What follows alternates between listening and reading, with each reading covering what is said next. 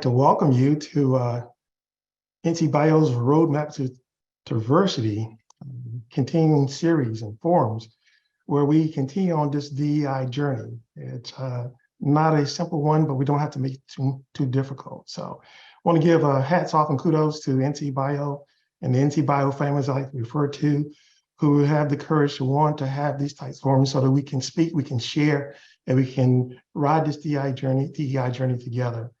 I just want to make sure that we acknowledge that and embrace that as well. So as we start this journey, I do want to say for you to get ready. Get ready because the DEI train is here. I can hear those engines humming. But as like any type of public transportation, one of the things we ask is that you mute your mics. That's really important. You mute your mics. Anytime I get on a flight to anywhere traveling, I can always recall when the sign comes on, say mute your mics or fasten your seatbelts. And we always have to remind people. So I say it with much pleasure and happiness and kindness that please mute your mics.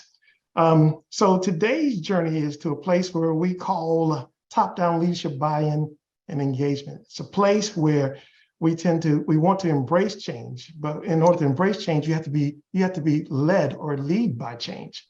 And when you're led by change, it allows you to see the change and also feel the change. And that's what this DEI journey is all about. It's about that feeling of belonging. So I'm pretty excited about that. Also excited about the folks who are going to be joining us in terms of our speakers. And I just want to acknowledge them now.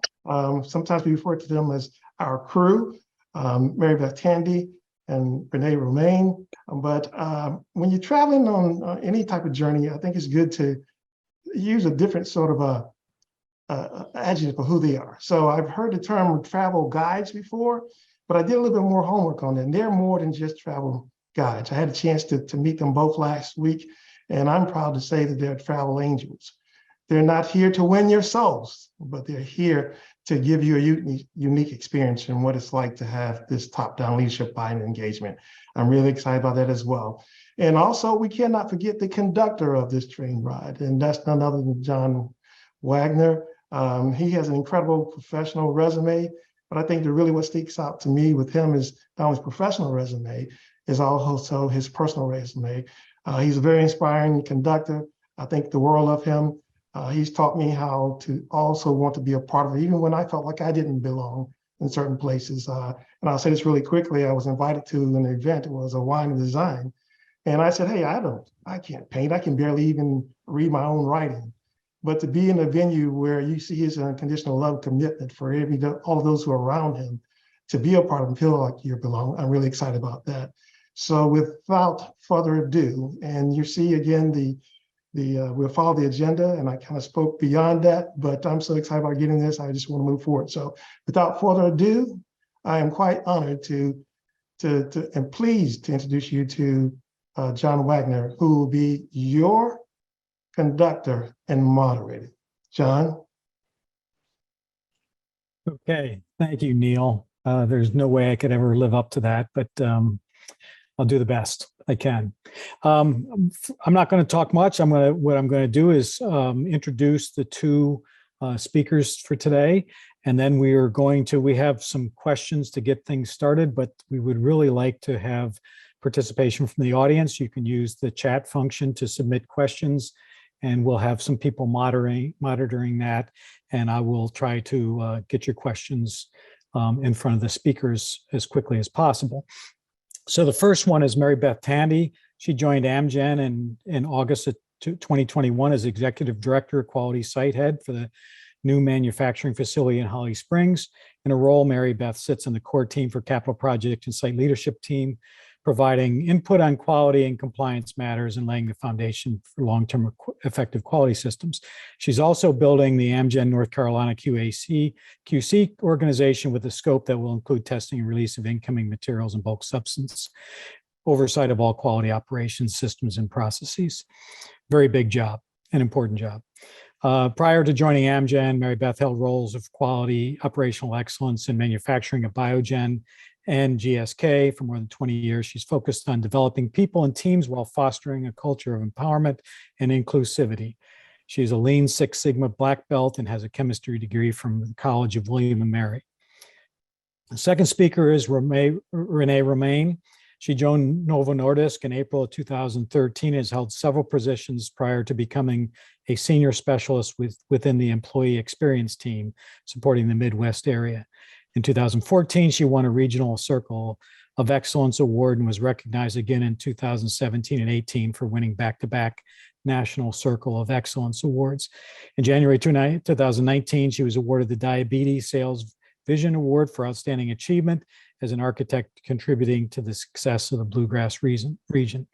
In April of 2021, she joined the DEI and B team in a one-year rotational role as program manager, where she managed several projects, including leading the effort for the first annual NNI Inclusion Pulse Survey. In February 2022, she joined the DEI and B and Culture team in a full-time program manager role. She lives in Louisville, Kentucky with her husband, Mike, and two sons, MJ and Miles. MJ is a senior at Florida Agricultural and Mechanical University, majoring in business, and Miles is a 12th grader who plays snare drum in the school band. She thoroughly enjoys traveling, shopping, strength training. Family vacations are her favorite. So I always like to give a lot of background because when I was running a plant myself, before I retired from the corporate industry, I always reminded my staff that, you know, their employees are people first and employees second. So it's important that we understand and treat them as people first, and that everyone has the same right to personal respect.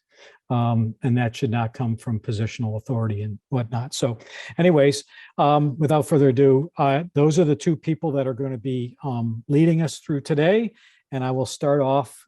Certainly feel free to fly any questions you have into the chat room, and Brenda and others will be monitoring that and trying to get my attention best they can to address those. But I've got a couple starters. And so are we going to just highlight the speaker here now so that we don't, Brenda? Are we just going to have the speaker come up on the screen? Is that possible? Go ahead and ask the question and then she'll come up. Okay, perfect.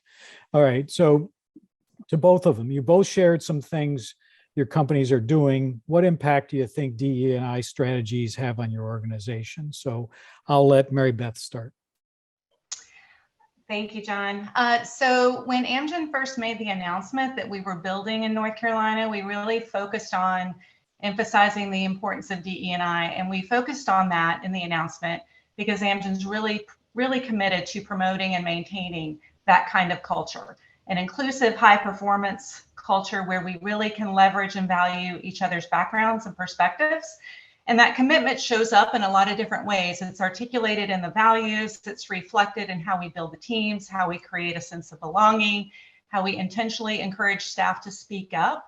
And we're already seeing the impact of that, both locally here in North Carolina, as well as Amgen across the board. So I'll just stop there and say, you know, before we get into more specifics, that it's really because we believe that that diverse workforce really fosters better innovation, better problem solving, which ultimately allows us to serve our patients better. And that's what we're here for. Great, thanks. Renee? Yeah, I think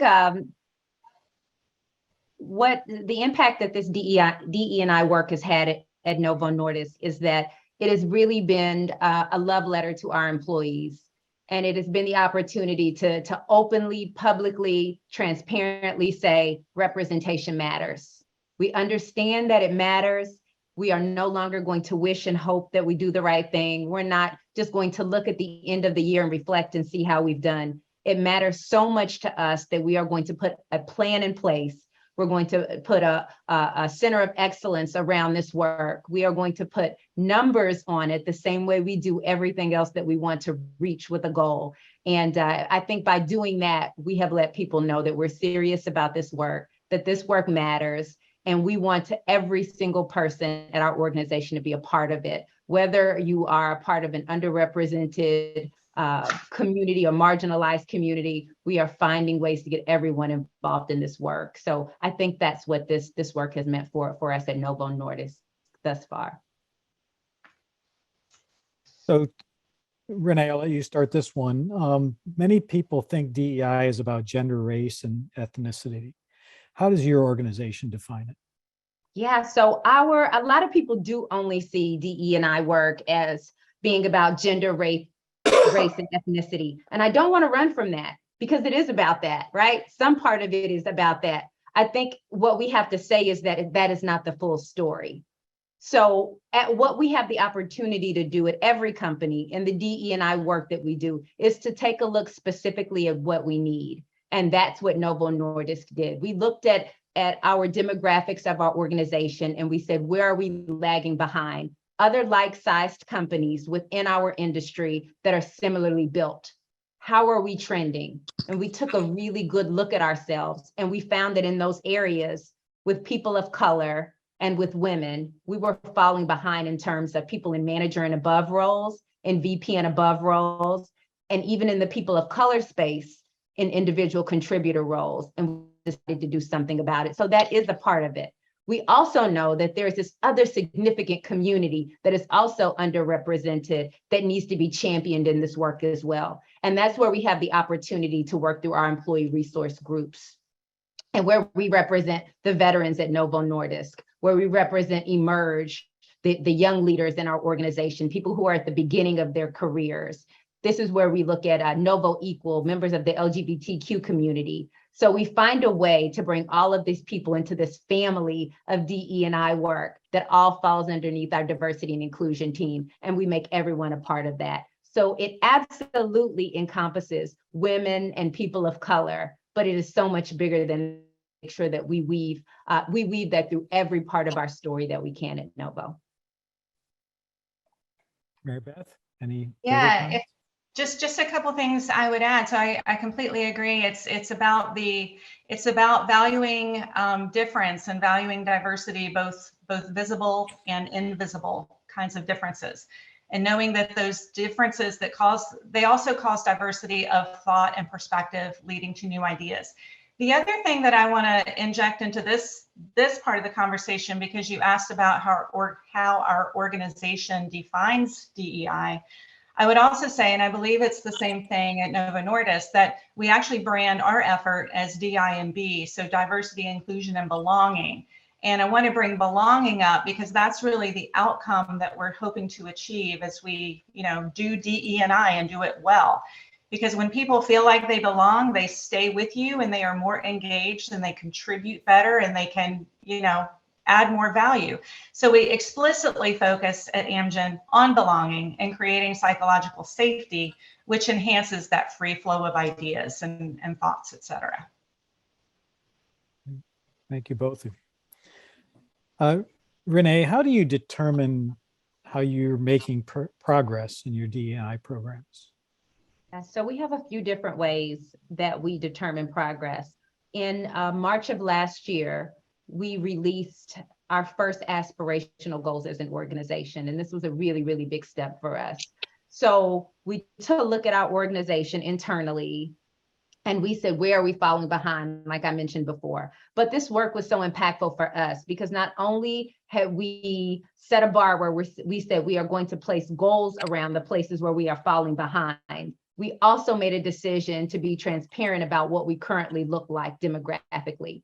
Up until March of last year, there had been no place that you could go as an employee of Novo Nordisk, internally or externally, to be able to see the makeup of employees at Novo Nordisk demographic-wise. We just did not share or release that information. So in the spirit of full transparency, we actually released those numbers and then we put those goals around the places where we deemed we needed to grow and we needed to take action about it. And so what happens is that that's a small part of the story, right? So we have those goals there. That is how we track, but we also look at each line of business. And there may be a line of business, let's say we look at our IT department, and I could look at that number and I could say, oh, there's great diversity there. There's great diversity there. But if that entire department is 95% is made up of one demographic, even though it may be non-white.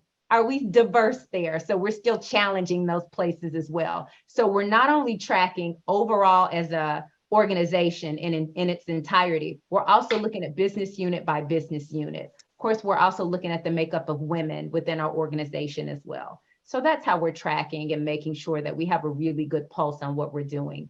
And also by having those goals that we can track and hold ourselves accountable for, it triggers all these other smaller things to happen within the organization.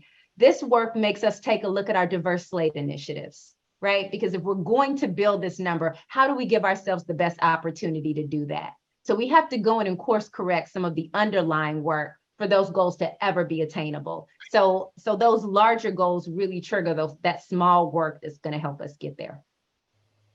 Great, thanks. All right, I have a question from the audience. Let's start with you, Mary Beth. How have you dealt with any resistance or challenges with achieving the diversity goals? Excellent question. So dealing with challenges. So the main approach is that wherever people are in their journey on understanding and embracing DI&B, we try to meet them where they are, but also make sure that they understand that the value that DI&B brings to us, and the value in how bringing those values to life really makes teams more effective. And we do that through keeping a spotlight on it, sharing success stories, and rolling out resources that helps leaders really drive DI&B in their own teams. But the other way that we seek to not just deal with resistance when it comes up or challenge in real time, but to hopefully kind of get in front of it, is to really make employees feel like their voices are being heard. And also that they're part of the solution. They have the ability to shape what DI&B looks like across Amgen and how we actually foster it. So a couple of examples there. So as far as employees being able to feel like their voices are being heard, we have a Speak Up program, which intends to foster a safe working culture, a safe working culture that gives people the opportunity to speak up and initiate courageous conversations on topics that are difficult to talk about. So we provide resources and framework and support for really raising those issues and driving those conversations through to conclusion. And then as far as getting in front of that resistance by allowing employees to feel like they have some sense of ownership in the overall program, we really use ERGs as one, employee resource groups that Renee already mentioned, as one mechanism for that. We not only have ERGs that people can sign up and be a part of, and everybody can probably find themselves in an ERG, but we also have the opportunity for employees to identify what ERGs are we missing? What is a community that we need to pull together and give some support and structure to, because we don't yet have it. And an example of that is the Amgen International chapter, which was launched last year in the Netherlands, because at that particular location, there are 38 different nationalities represented on the site. So it was identified that there was a gap and there was a need, and it could help create and foster a sense of belonging to have that ERG. And so that's another mechanism that gives employees ownership and some kind of agency for how DI&B programs work across Amgen.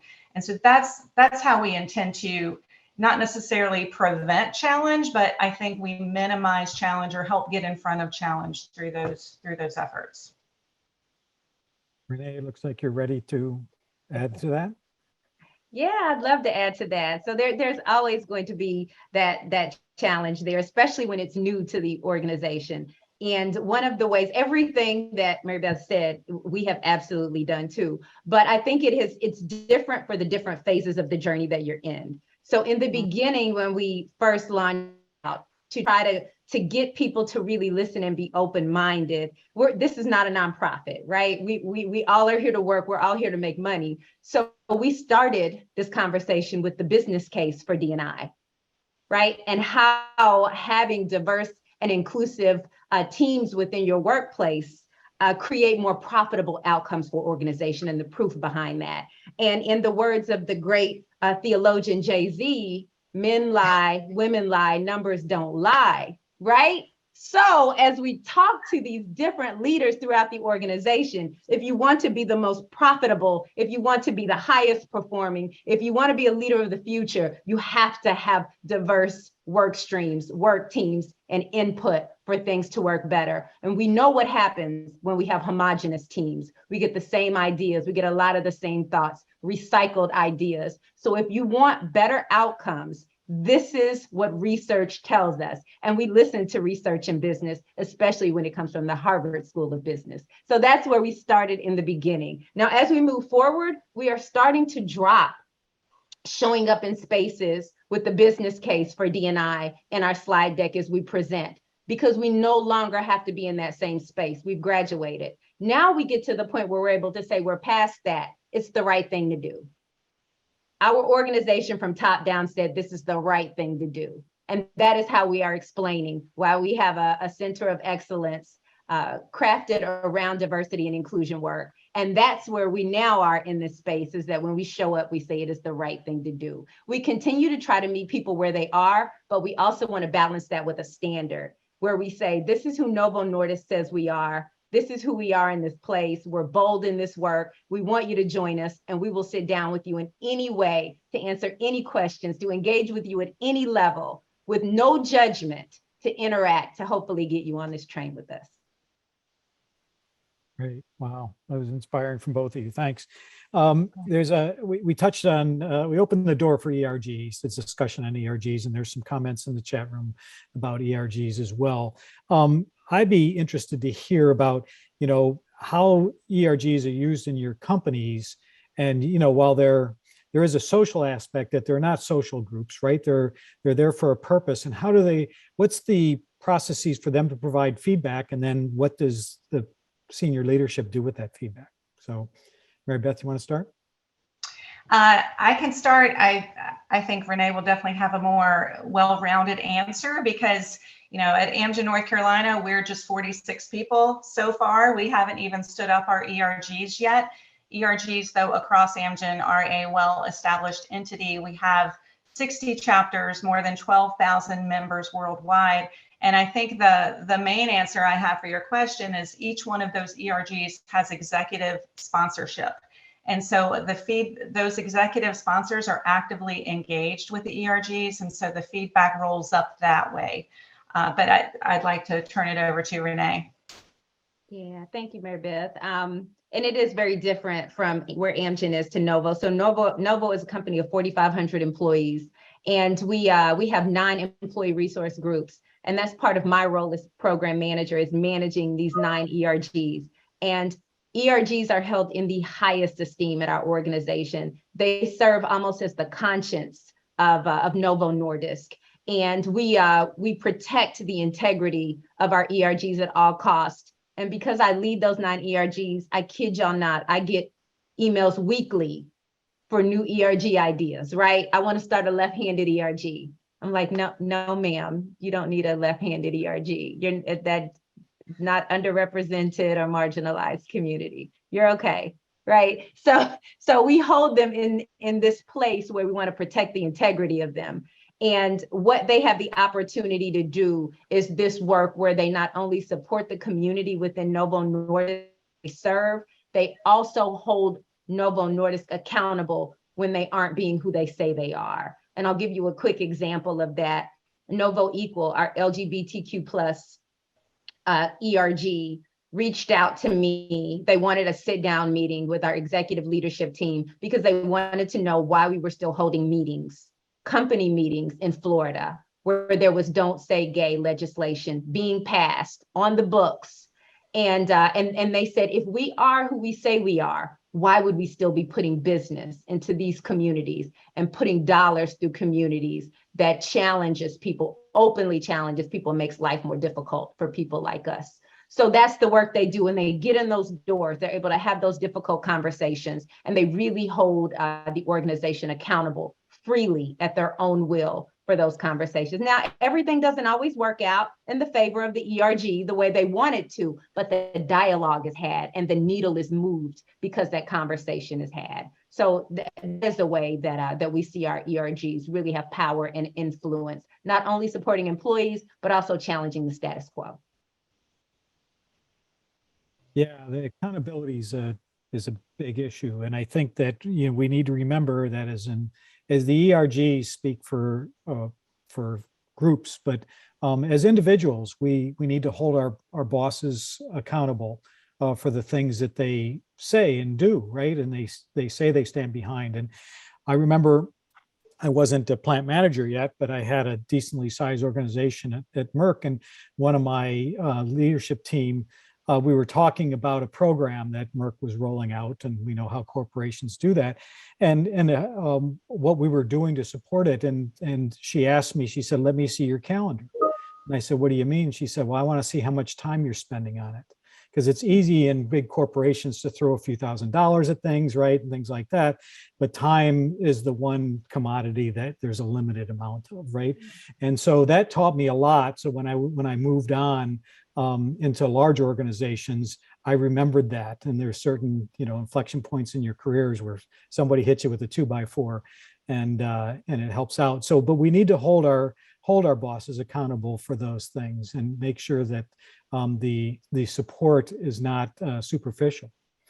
John, can I answer one thing? There's a really important question in the chat. I just want to make sure we address it. There's a question that came through that says, and this is a miss on my part, with ERGs, how do you ensure belonging in each without excluding others? That's a very important question, very powerful question. And the answer to that and the key to that is allyship. At Novo Nordisk, you do not have to belong to that particular demographic to join that ERG. You just have to be aligned to their goals. You have to be aligned to what they believe. I am a member of VAN, Veterans at Novo Nordisk. I never served a day in my life. But when they have programming, when they have recruitment days, I go, I volunteer, I sit at that desk and I tell them, I never served a day, but I'm proud to stand in the gap with my brothers and sisters at Novo who did. And that goes for every single ERG we have. You don't have to be a part of that demographic to feel aligned, to be a member, to join, and to do the work. Thank you. Yes, that was a good question. What does it mean to you personally to be part of change, to help create change for DEI in the workplace? So I'll let you guys choose who speaks up first. I'm ready for that one. Can I go? Go for it. So the way I think about this personally, I'm thinking like a lot of you, when we get into this industry, we put a lot of emphasis on the fact that the work we're doing every day really serves patients, and the work that we're doing helps make a difference in the lives of patients and their families. I'm sure we all, you know, sign up for that, and it's important to us. But as a leader within an organization that really values DI&B, I personally get a lot of satisfaction from knowing that I'm not just impacting patients and their families' lives, but the lives of the people that I work with, and the experience of my employees, and the culture that they get to be a part of, and what their day-to-day work experience is like. I know that in even a shorter window than our impact on patients, I'm making their lives better through instilling a culture that they can thrive in. So that's what it means to me. My dog was barking a little bit, John. I'm being transparent. I think the question, was, what does it mean to me to work for DE&I? Yes. At our organization? Okay, so what does it mean to you personally? Okay. So what it means to me personally is that I have the ability to create this change that a lot of people have been hoping for as they have worked through their entire career, and that weighs very, very heavily on my shoulders. I am you heard by my bio, I am not an HR professional. I am a sales girl by heart. I spent 17 years carrying the bag in the industry. And so I've heard and I've seen all of this exclusionary behavior that has happened where representation was not what it needed to be throughout my entire career. And that's what led me to this place right now. So I carry that in every room that I'm able to go into as I talk through this work and what the needs are. And we just released this wonderful, beautiful book that's Listen, Learn, and Act. It's our annual DE&I report. And as we sat in this room with all these leaders and they talked about this beautiful glossy, I was like, there are still people in the field who haven't felt this. It hasn't touched them yet. We have to push further. So for me, it is something that I kind of carry it like a backpack. Sometimes it's hard to take it off, but I want to make sure that people understand that we're doing the best that we can as fast as we can and doing it the right way. So it is extremely personal to me. And there has never been any more rewarding work that I've had in my 20-year career in pharma. Great. Thank you both for opening your own personal feelings out. Not always easy to do. Question came in, at what point in employee tenure do you typically see an employee joining an ERG? And how do you address anxiety some people have associated with EI? I guess that's a little bit of a twist on the resistance part, but let's take the first part. Is there a point in the employee tenure where they tend to join? Yeah, so at Novo, we want you day one as you come in the door. So as we have our live onboarding training at home office that we call APIS Academy, on your third day of training, the ERGs are coming in. We come in, we do a panel discussion with our new hires as they're learning product knowledge, as they're understanding disease state. We want them to understand and know what the cultural lifeblood of our organization is and how they can be a part of it at the door, right? We know if we catch them at the door, we have a greater chance of filling that leaky bucket of them not feeling that sense of inclusion and belonging at the beginning. So in their third day of training, they're going to hear a panel that's going to have a representative from every ERG that's going to talk through what that ERG is about. After that panel concludes, there's an ERG share fair.